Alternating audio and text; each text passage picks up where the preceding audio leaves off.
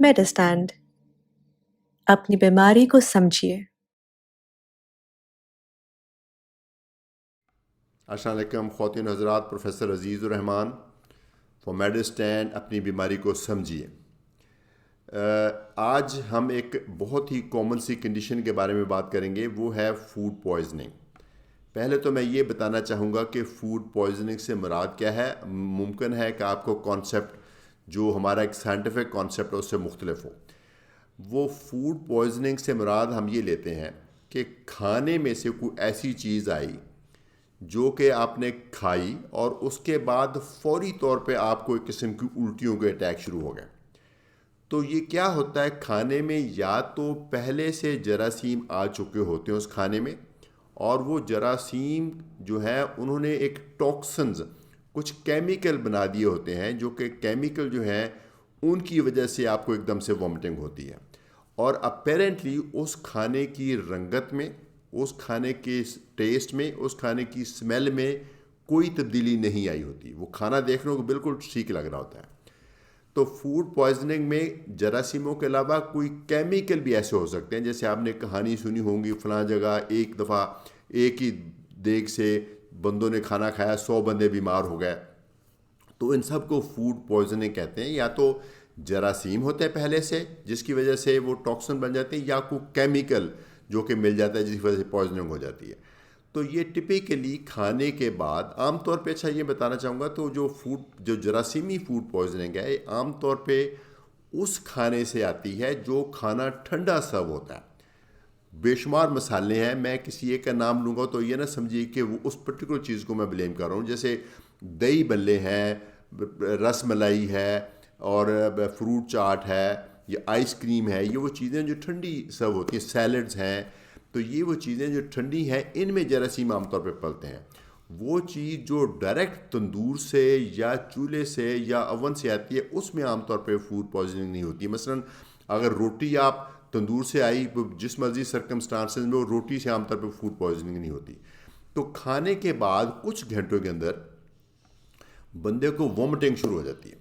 तो जो वॉमिटिंग है, एक तो काफ़ी तकलीफ दह चीज़ है, कई दफ़ा बहुत ज़्यादा भी तकलीफ़ होती है, कई दफ़ा बहुत ज़्यादा उल्टियाँ आ जाती हैं। लेकिन ये समझ लीजिए ये कुदरत का एक किस्म का प्रोटेक्टिव मैकेनिज़्म भी है। जो फूड में पॉइज़न आ गई थी वो एक किस्म का नेचुरल तरीके से निकल रही है, और इसको निकलने देना चाहिए। आम तौर पे उल्टी रोकने की दवाई जो है इसमें काम ही नहीं करती, क्योंकि वो जो फासद मादे होते हैं उनका इतना ज़्यादा इफेक्ट होता है कि उल्टी पे उल्टी आ रही होती है। तो जो बंदे हम दवाई, उल्टी की दवाई देते भी हैं, तो वो आमतौर पे काम नहीं कर रही थी। लेकिन अगर किसी को एक्चुअली उल्टी नहीं आ रही है, वो कॉन्स्टेंटली मतली हो रही है, उसको वो दवाई दे के आराम दिया जा सकता है। लेकिन फूड पॉइजनिंग में आम तौर पे बुखार भी नहीं होता, अगर होता है तो थोड़ा सा होता है, क्योंकि उसके जरासीम मैदे से ही निकल जाते हैं ऊपर उल्टी के रास्ते में। और आम तौर पे फूड पॉइजनिंग में मोशन भी नहीं लगते, क्योंकि जरासीम नीचे तक जाते नहीं, पहले निकल जाते हैं। और आम तौर पे फूड पॉइजनिंग में एंटीबायोटिक्स की भी ज़रूरत नहीं होती।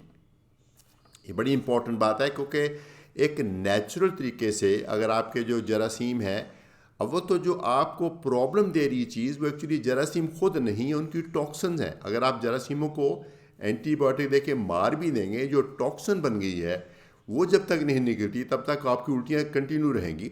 इसलिए एंटीबायोटिक्स देने का कोई जवाज़ नहीं। फूड पॉइजनिंग में किसी तरह के एंटीबायोटिक की ज़रूरत नहीं होती है। हमारे मुल्क में अनफॉर्चुनेटली एंटीबायोटिक्स का बहुत बेजा यूज़ होता है। मैंने इसके ऊपर एक सेपरेट वीडियो भी बनाई हुई है। बेशुमार कंडीशन में एंटीबायोटिक लाइफ सेविंग भी हैं, लेकिन फूड पॉइजनिंग में पर्टिकुलरली एंटीबायोटिक की ज़रूरत नहीं होती। बल्कि उसको अगर मुंह के रस्ते एंटीबायोटिक देंगे तो शायद उसकी तबीयत और ख़राब हो जाए और निकल भी जाएगी। तो इसमें करना क्या होता है, अगर तो मतली हो रही है तो उसकी दवाई आपको डॉक्टर बताएंगे, मतली कंट्रोल करने वाली कोई दवाई ले सकते हैं। खाना पीना कम करें, सॉलिड चीज़ मत खाइए जब आपको फूड पॉइजनिंग हुई है, इसलिए कि उल्टी आते वक्त अगर आपने सॉलिड चीज़ खाई है तो ज़्यादा तकलीफ होएगी। लिक्विड्स लें थोड़ी थोड़ी मकदार में। लिक्विड लेने का ये एडवांटेज है कि एक तो चांसेस है कि वो बेहतर जज़ब हो जाएंगे, आपको हज़म हो जाएंगे। दूसरा ये है कि अगर उल्टी भी आती है तो कम अज़ कम उतनी तकलीफ से नहीं आएगी। اور اگر یہ بہت ہی زیادہ وامٹنگ ہو رہی ہے تو پھر یقیناً آپ کو ہاسپٹل جانا چاہیے، چونکہ انسان کی صحت کے لیے، زندگی کے لیے آکسیجن کے بعد جو سب سے زیادہ ضروری چیز ہے وہ ہے پانی۔ تو اگر آپ کی باڈی میں پانی کم ہو جائے، خاص طور پہ اگر آپ کو پہلے سے کوئی دل ول کی بیماری ہے، کوئی جگر کی، کوئی گردوں کی بیماری ہے، تو پانی کی کمی جو ہے خاصی خطرناک ثابت ہو سکتی ہے۔ تو ایسے میں پھر آپ کو ڈرپ لگے گی۔ کون سی ڈرپ لگے گی یہ ہسپتال کے ڈاکٹر بتائیں گے، وہ آف کورس وہ جو نارمل باڈی میں ایک نارمل ڈرپس ہوتی ہیں وہی لگیں گی، تاکہ آپ کی باڈی میں پانی کی کمی کو پورا کیا جا سکے، اور جو فوڈ پوائزننگ کا عمل ہے وہ اپنے طور پہ کچھ گھنٹوں میں ٹھیک ہو جاتا ہوتا ہے۔ تو مجھے امید ہے کہ یہ آپ کو ویڈیو یوزفل لگی ہوگی، لیکن پلیز فوڈ پوائزننگ کو اور طرح کی انفیکشن کے ساتھ نہ کمپیئر کریں۔